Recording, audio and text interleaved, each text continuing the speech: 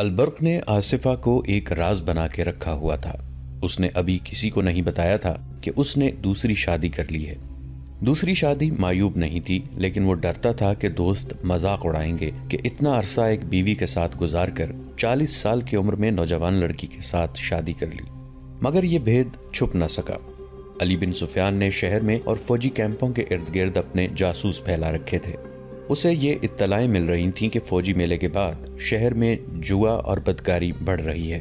ایک روز ایک سراغ رساں نے علی بن سفیان کو یہ رپورٹ دی کہ گزشتہ 3 مہینوں میں اس نے 4 بار دیکھا ہے کہ خادم الدین البرق کے گھر سے رات اس وقت جب سب سو جاتے ہیں ایک عورت سیاہ لبادے میں لپٹی ہوئی نکلتی ہے۔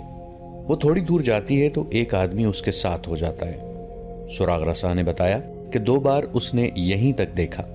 تیسری بار اس نے عورت کا پیچھا کیا۔ وہ اس آدمی کے ساتھ ایک مکان میں چلی گئی، وہاں سے کچھ دیر بعد نکلی اور اس آدمی کے ساتھ واپس چلی گئی۔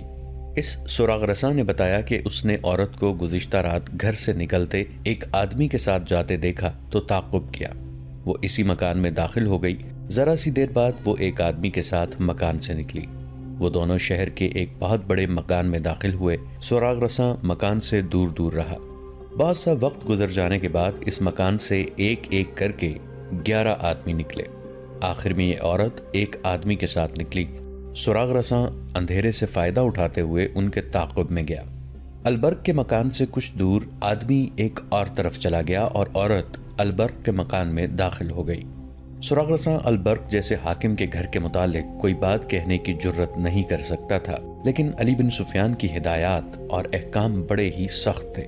اس نے اپنے جاسوس، مخبروں اور سراغ رسانوں سے کہہ رکھا تھا کہ وہ سلطان ایوبی کی کسی حرکت کو شک سے دیکھیں تو بھی اسے بتائیں اور وہ کسی کے رتبے کا لحاظ نہ کریں۔ جہاں انہیں کسی قسم کا شک ہو، خواہ کتنا ہی معمولی کیوں نہ ہو، وہ علی بن سفیان کو تفصیل سے بتائیں۔ یہ سبق جاسوسی کی ٹریننگ میں شامل تھا کہ جاسوسی کی کامیابی کا دار و مدار ایسی ہی حرکتوں اور باتوں سے ہوتا ہے جنہیں بے معنی سمجھ کر نظر انداز کر دیا جاتا ہے۔ اس سراغ رساں نے 4 مرتبہ جو مشاہدہ کیا تھا وہ علی بن سفیان کے لیے اہم تھا۔ وہ البرق کی بیوی کو اچھی طرح جانتا تھا۔ وہ ایسی عورت نہیں تھی کہ راتوں کو کسی غیر مرد کے ساتھ باہر جائے۔ البرق کی کوئی بیٹی جوان بھی نہیں تھی۔ یہ تو کسی کو بھی علم نہ تھا کہ البرق نے ایک نوجوان لڑکی کے ساتھ شادی کر لی ہے۔ اس نے اس مسئلے پر بہت غور کیا۔ اسے یہ خیال بھی آ گیا کہ البرق اس کا دوست بھی ہے۔ اسے حق پہنچتا ہے کہ اس کے دوست کے گھر میں کوئی گڑبڑ ہے تو اس کے لیے کچھ کرے۔ مگر اس کے ذہن میں جو سوچ غالب تھی وہ یہ تھی کہ شہر میں مشکوک عورتوں کا ریلا سا آ گیا تھا۔ کہیں ایسا تو نہیں کہ البرق کسی بدکار عورت کے چکر میں آ گیا ہو۔ ایک طریقہ اس کے دماغ میں آ گیا۔ اس نے اپنے محکمے کی ایک عورت کو اس روپ میں البرق کے گھر میں بھیجا کہ وہ ایک مظلوم عورت ہے، اس کا خامند مر گیا ہے اور اس کے بیٹے آوارہ ہو گئے ہیں، لہٰذا اس کی اعانت کی جائے۔ ہدایت کے مطابق یہ عورت اس وقت البرق کے گھر میں گئی جب وہ گھر میں نہیں تھا۔ دوسری ہدایت کے مطابق وہ سارے گھر میں پھری تو اسے آصفہ نظر آ گئی۔ یہ عورت البرق کی پہلی بیوی سے ملی، اپنی فریاد پیش کی اور کہا کہ وہ البرق کی پہلی بیوی سے اس کی سفارش کرے۔ باتوں باتوں میں اس نے کہا، آپ کی بیٹی کی شادی ہو گئی ہے یا ابھی کنواری ہے؟ اسے جواب ملا، یہ میری بیٹی نہیں، میرے خامند کی دوسری بیوی ہے، 3 مہینے ہوئے انہوں نے شادی کی ہے۔ علی بن سفیان کے لیے یہ اطلاع حیران کن تھی۔ اس کے دل میں ہی شک پیدا ہو گیا کہ رات کو باہر جانے والی اس کی نئی بیوی ہی ہو سکتی ہے۔ علی نے ایک عورت کے ہاتھ البرق کی پہلی بیوی کو پیغام بھیجا کہ وہ اسے کہیں باہر ملنا چاہتا ہے مگر البرق کو پتہ نہ چلے۔ اس نے یہ بھی کہلا بھیجا کہ ان کے گھر کے متعلق کوئی بہت ہی ضروری بات کرنی ہے۔ علی نے ملاقات کے لیے ایک جگہ بھی بتا دی اور وقت وہ بتایا جب البرق دفتر میں مصروف ہوتا تھا۔ وہ آ گئی۔ علی بن سفیان کے دل میں اس معزز عورت کا بہت ہی احترام تھا۔ اس نے البرق کی بیوی سے کہا کہ اسے معلوم ہوا ہے کہ البرق نے دوسری شادی کر لی ہے۔ بیوی نے جواب دیا، خدا کا شکر ہے کہ اس نے دوسری شادی کی ہے، چوتھی اور پانچویں نہیں کی۔ باتیں کرتے کرتے علی بن سفیان نے پوچھا، وہ کیسی ہے؟ بہت خوبصورت ہے، بیوی نے جواب دیا۔ شریف بھی ہے؟ علی بن سفیان نے پوچھا۔ آپ کو اس پر کسی قسم کا شک تو نہیں؟ کچھ دیر تک وہ گہری سوچ میں پڑی رہی۔ علی نے کہا، اگر میں یہ کہوں کہ وہ کبھی کبھی رات کو باہر جاتی ہے تو آپ برا تو نہ منائیں گی؟ وہ مسکرائی اور کہنے لگی، میں خود پریشان تھی کہ یہ بات کس سے کروں۔ میرے خامند کا یہ حال ہے کہ اس کا غلام ہو گیا ہے، مجھ سے تو اب بات بھی نہیں کرتا۔ میں اس لڑکی کے خلاف خامند کے ساتھ بات کروں تو وہ مجھے گھر سے نکال دے۔ وہ کہے گا کہ میں حسد سے شکایت کر رہی ہوں۔ یہ لڑکی صاف نہیں، ہمارے گھر میں شراب کی بو بھی کبھی نہیں آئی تھی، اب وہاں مٹکے خالی ہوتے ہیں۔ شراب؟ علی بن سفیان نے چونک کر پوچھا۔ البرق شراب بھی پینے لگا ہے؟ صرف پیتا نہیں، بیوی نے کہا، بدمست اور مدہوش ہو جاتا ہے۔ میں نے 6 بار اس لڑکی کو رات کے وقت باہر جاتے اور بہت دیر بعد آتے دیکھا ہے۔ میں نے یہ بھی دیکھا ہے کہ جس رات لڑکی کو باہر جانا ہوتا ہے اس رات البرق بے ہوش ہوتا ہے، صبح بہت دیر سے اٹھتا ہے۔ لڑکی بدماش ہے، اسے دھوکہ دے رہی ہے۔ لڑکی بدماش نہیں، علی بن سفیان نے کہا، وہ جاسوس ہے، وہ البرق کو نہیں قوم کو دھوکہ دے رہی ہے۔ جاسوس؟ بیوی نے چونک کر کہا، میرے گھر میں جاسوس؟ وہ اٹھ کھڑی ہوئی، دانت پیس کر بولی، آپ جانتے ہیں کہ میں شہید کی بیٹی ہوں۔ البرق پکا مسلمان تھا، اس نے زندگی اسلام کے نام پر وقف کر رکھی تھی۔ میں بچوں کو جہاد کے لیے تیار کر رہی ہوں اور آپ کہتے ہیں کہ میرے بچوں کا باپ ایک جاسوس لڑکی کے قبضے میں آ گیا ہے۔ میں اپنے بچوں کے باپ کو قربان کر سکتی ہوں، قوم اور اسلام کو قربان ہوتا نہیں دیکھ سکتی۔ میں دونوں کو قتل کر دوں گی۔ علی بن سفیان نے اسے بڑی مشکل سے ٹھنڈا کیا اور اسے سمجھایا کہ ابھی یہ یقین کرنا ہے کہ لڑکی جاسوس ہے اور یہ بھی دیکھنا ہے کہ البرق بھی جاسوسوں کے گروہ میں شامل ہو گیا ہے یا اسے شراب پلا کر صرف استعمال کیا جا رہا ہے۔ اس عورت کو یہ بھی بتایا گیا کہ جاسوسوں کو قتل نہیں گرفتار کیا جاتا ہے اور ان کے دوسرے ساتھیوں کے متعلق پوچھا جاتا ہے۔ علی بن سفیان نے اسے کچھ ہدایات دیں اور اسے کہا کہ وہ لڑکی کی ہر حرکت پر نظر رکھے۔ یہ عورت چلی گئی۔ یوں معلوم ہوتا تھا جیسے علی بن سفیان کی ہدایات پر ٹھنڈے دل سے عمل کرے گی، مگر اس کی چال اور اس کے انداز سے یہ بھی معلوم ہوتا تھا کہ کسی بھی وقت بے قابو ہو جائے گی۔ وہ حرم کی عورت نہیں تھی، وہ خاوند کی وفادار بیوی اور ملک و ملت پر جان نثار کرنے والی قوم کی بیٹی تھی۔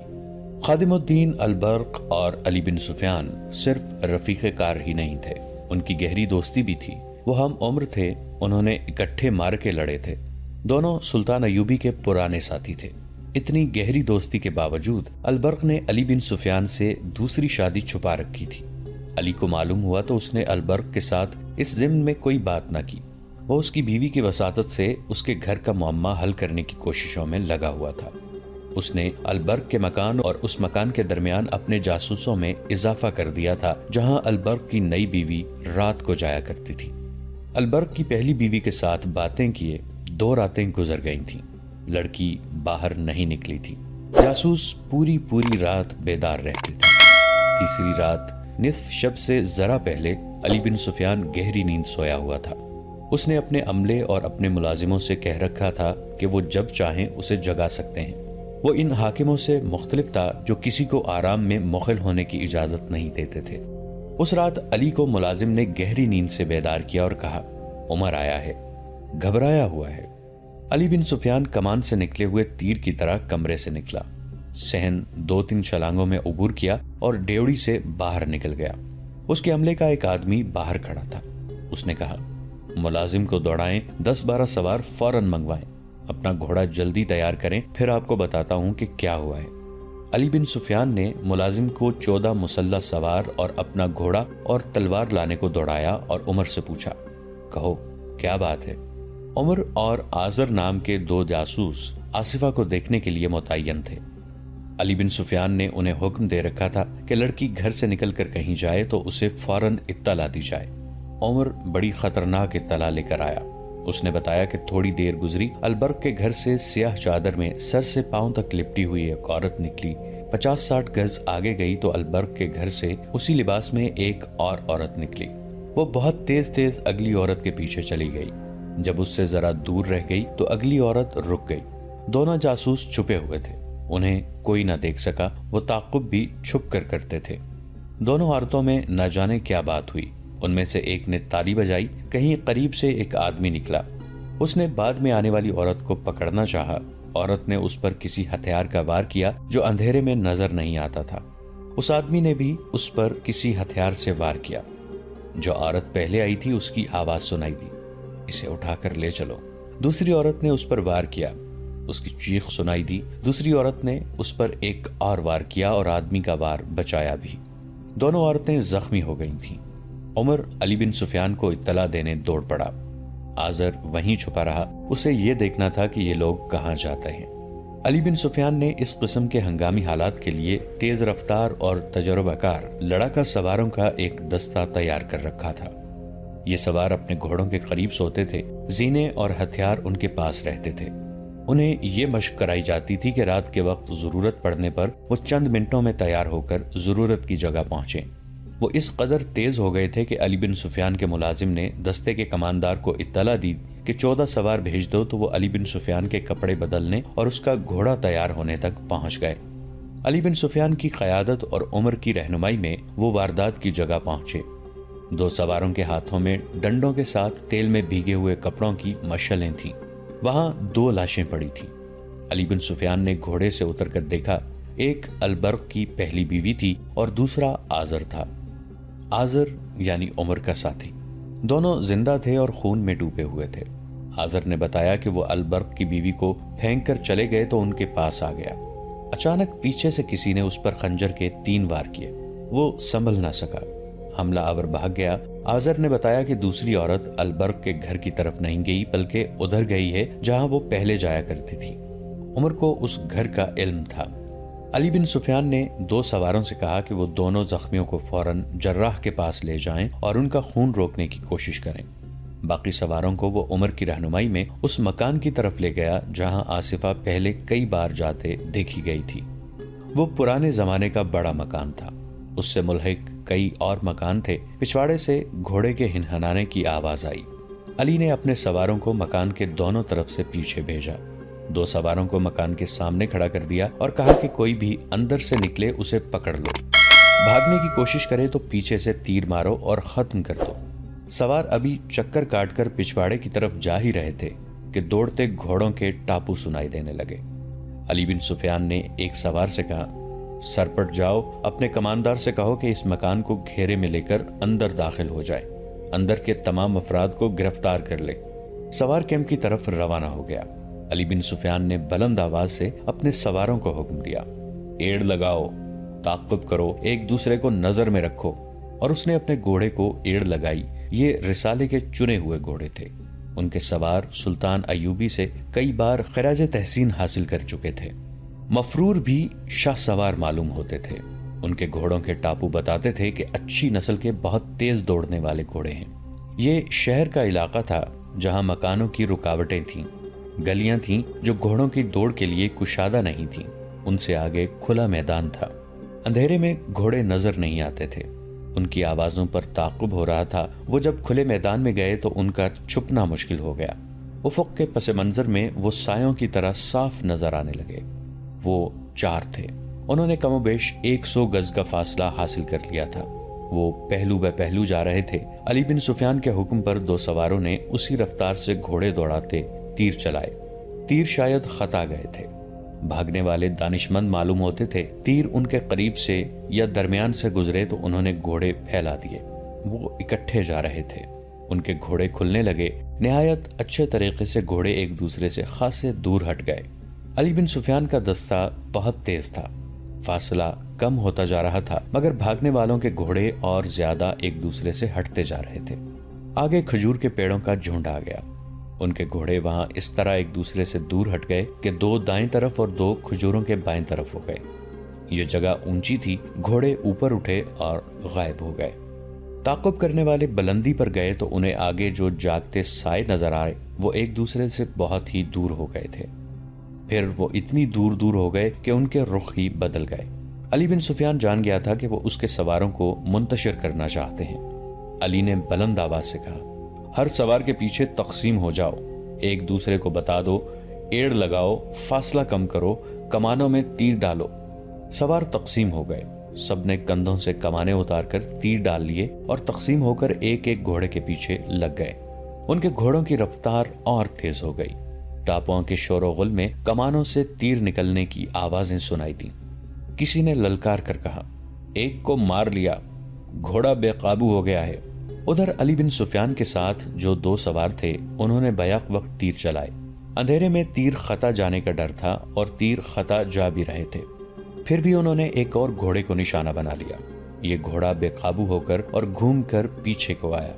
ایک سوار نے اس کی گردن میں برچھی ماری، دوسرے نے اپنے گھوڑے سے جھک کر اس کے پیٹ میں برچھی داخل کر دی، مگر گھوڑا توانا تھا، گرا نہیں۔ سوار زندہ پکڑنا تھا۔ علی کے ایک سوار نے بازو بڑھا کر ایک سوار کی گردن جکڑ لی۔ نیچے ایک گھوڑا زخمی تھا، وہ رکتے رکتے رک گیا۔ اس پر ایک آدمی سوار تھا اور ایک لڑکی جسے سوار نے آگے بٹھا رکھا تھا۔ لڑکی شاید بے ہوش تھی۔ صحرا کی تاریک رات میں اب کسی سرپٹ دوڑتے گھوڑے کے ٹاپو نہیں سنائی دیتے تھے۔ سواروں کی آوازیں اور آہستہ آہستہ چلتے گھوڑوں کے ٹاپو سنائی دیتے تھے۔ سوار ایک دوسرے کو پکار رہے تھے۔ ان کی آوازوں سے پتہ چلتا تھا کہ انہوں نے بھاگنے والوں کو پکڑ لیا ہے۔ علی بن سفیان نے سب کو اکٹھا کر لیا۔ بھاگنے والے پکڑے گئے تھے، ان کے 2 گھوڑے زخمی تھے۔ ان گھوڑوں کو مرنے کے لیے صحرا میں چھوڑ دیا گیا۔ بھاگنے والے 5 تھے، 4 آدمی اور 1 لڑکی۔ لڑکی گر پڑی تھی۔ بھاگنے والوں میں سے ایک نے کہا، ہمارے ساتھ تم لوگ جو سلوک کرنا چاہو کر لو، مگر یہ لڑکی زخمی ہے، ہم امید رکھیں گے کہ تم اسے پریشان نہیں کرو گے۔ ایک گھوڑے کی زین کے ساتھ مشل بندھی ہوئی تھی، کھول کر جلائی گئی۔ لڑکی کو دیکھا گیا، بہت ہی خوبصورت اور نوجوان لڑکی تھی۔ اس کے کپڑے خون سے سرخ ہو گئے تھے۔ اس کے کندھے پر گردن کے قریب خنجر کا گہرا زخم تھا۔ اس سے اتنا خون نکل گیا تھا کہ لڑکی کا چہرہ لاش کی طرح سفید اور آنکھیں بند ہو گئی تھیں۔ علی بن سفیان نے زخم میں ایک کپڑا ٹھونس کر اوپر ایک اور کپڑا باندھ دیا اور اسے ایک گھوڑے پر ڈال کر سوار سے کہا کہ جلدی جراح تک پہنچے۔ وہاں جلدی کا تو سوال ہی نہیں تھا، وہ شہر سے میلوں دور نکل گئے تھے۔ قیدیوں میں سے ایک بوڑھا تھا۔ یہ قافلہ جب قاہرہ پہنچا تو صبح طلوع ہو رہی تھی۔ سلطان کو رات کے واقعے کی اطلاع مل گئی تھی۔ علی بن سفیان ہسپتال پہنچ گیا۔ جراح اور طبیب قیدی لڑکی کی مرہم پٹی میں اور ہوش میں لانے میں مصروف تھے۔ سوار نے اسے تھوڑی دیر پہلے پہنچا دیا تھا۔ البرق کی پہلی بیوی اور آزر ہوش میں آ گئے تھے، مگر ان کی حالت تسلی بخش نہیں تھی۔ سلطان ایوبی ہسپتال میں موجود تھا۔ اس نے علی بن سفیان کو الگ کر کے کہا، میں بہت دیر سے یہاں ہوں۔ میں نے البرق کو بلانے کے لیے آدمی بھیجا تو اس نے عجیب بات بتائی۔ وہ کہتا ہے کہ البرق ہوش میں نہیں، اس کے کمرے میں شراب کے پیالے اور سراہی پڑی ہے۔ کیا وہ شراب بھی پینے لگا ہے؟ اسے اتنا بھی ہوش نہیں کہ اس کی بیوی گھر سے باہر زخمی پڑی ہے۔ میں نے اس کی بیوی سے ابھی کوئی بات نہیں کی، طبیب نے منع کر دیا ہے۔ اس کی 1 نہیں 2 بیویاں زخمی ہیں۔ علی بن سفیان نے کہا، یہ لڑکی جسے ہم نے صحرا میں جا کے پکڑا ہے البرق کی دوسری بیوی ہے۔ ذرا زخمیوں کو بولنے کے قابل ہونے دیں، ہم نے بہت بڑا شکار مارا ہے۔ البرق سورج نکلنے کے بعد جاگا۔ ملازم کے بتانے پر وہ دوڑتا آیا۔ اس کی دونوں بیویاں زخمی پڑی تھیں۔ اسے 4 جاسوس دکھائے گئے۔ وہ بوڑھے کو دیکھ کر بہت حیران ہوا۔ اسے وہ آصفہ کا بوڑھا خامن سمجھتا رہا تھا۔ ایوبی نے یہ واردات اپنی تحویل میں لے لی، کیونکہ یہ جاسوسوں کے پورے گروہ کی واردات تھی اور اس میں اس کا معتمد ملوث تھا، جسے فوج کے تمام راز اور آئندہ منصوبے معلوم تھے۔ دوستو، آج کے لیے اتنا ہی۔ اسی کہانی کی اگلی قسط کے ساتھ بہت جلد حاضر ہوں گے۔ نیچے کامنٹ سیکشن میں اپنی رائے کا اظہار ضرور کیجیے گا۔ ہمارے اس چینل کو سبسکرائب کر کے نیچے موجود بیل آئیکن کو بھی ضرور کلک کیجیے گا۔